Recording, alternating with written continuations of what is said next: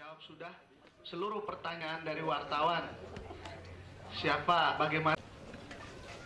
Rapat pleno penetapan calon yang berlangsung di halaman kantor KPU Bangli semula dirancang berlangsung terbuka karena pada PKPU tidak ada aturan yang mewajibkan rapat pleno penetapan calon digelar tertutup. Yang saya hormati, Tapi minggu malam sekitar pukul 22 WITA, KPU Bangli menerima surat edaran KPU yang menyatakan rapat pleno penetapan calon harus berlangsung tertutup untuk menghindari gejolak.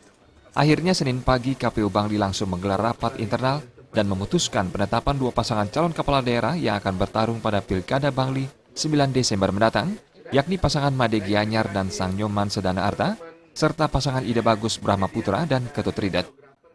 Seluruhnya kita buat terbuka ya, karena ada surat edaran itu maka kita buat tertutup.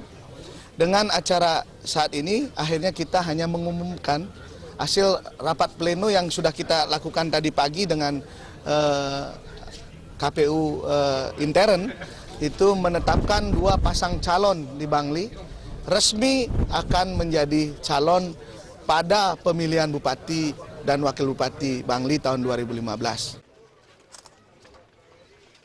Setelah menetapkan pasangan calon, pada hari Selasa 25 Agustus 2015, KPU Bangli melanjutkan tahapan pilkada dengan menggelar pengundian nomor urut calon yang terbagi menjadi dua tahap. Tahap pertama, ketua tim kampanye akan mengambil undian untuk pengambilan nomor urut.